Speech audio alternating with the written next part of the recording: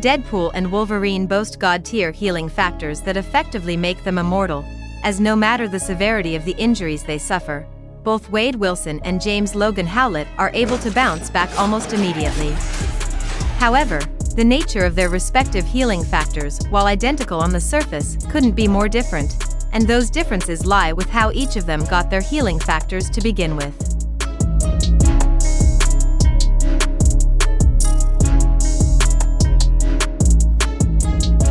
Wolverine was born a mutant, and one of his superhuman abilities that manifested from his mutation was a healing factor.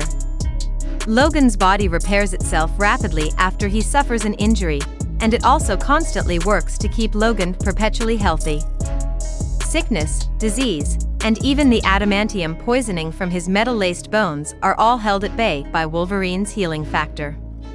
In other words, Wolverine is always in peak physical condition, as his dead cells are replaced with living ones practically as fast as they die.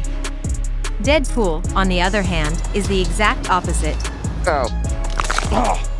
Yeah. Oh god, that hurts. Deadpool was not born a mutant, but is instead a mutate, a human who became a mutant through experimentation. When Wade Wilson was diagnosed with terminal cancer, he signed up for Weapon X experimentation. Weapon X scientists found a way to attach the healing aspect of Logan's mutation, as they had Wolverine's DNA cataloged to Wade. However, the cells Wolverine's healing factor attached itself to within Deadpool's body were cancerous. That means whenever Wade suffers an injury, Deadpool's body replaces those dead cells with dying cells, which themselves are perpetually being replaced by other dying cells in an unending cycle. In Deadpool Volume 4 Number 3, Deadpool's DNA is stolen by a Skrull scientist, who wanted to imbue Skrull soldiers with Deadpool's god-tier healing factor to make them unstoppable. However, when the procedure was done, the Skrull test subjects began rapidly growing tumors all over their bodies until they were nothing more than blobs of living cancer. Deadpool explains that, during the Weapon X experimentation, those scientists made Wade's healing factor specific to his body, which was dying of cancer. Deadpool's healing factor is constantly replacing cancerous cells, but if this specific healing factor strain was given to someone without cancer, like these Skrulls, then their body would be producing unneeded replacement cells, and then those cells would produce more cells faster than the old ones could die in perpetuity, resulting in the grotesque outcome the Skrull scientist was shocked to discover. Since Deadpool is quite literally in a constant state of death, his healing factor is always working at a rapid pace beyond what should be possible. That's why Deadpool can exist as a severed head, or how his dismembered limbs can actually grow a whole new Deadpool.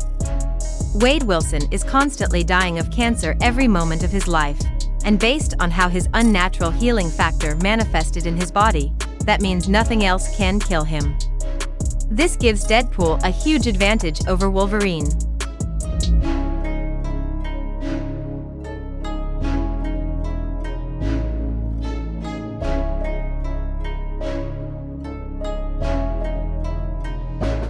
As previously mentioned, Wolverine's healing factor keeps him at peak physical condition at all times, but even someone who is perpetually healthy isn't immune to sudden death.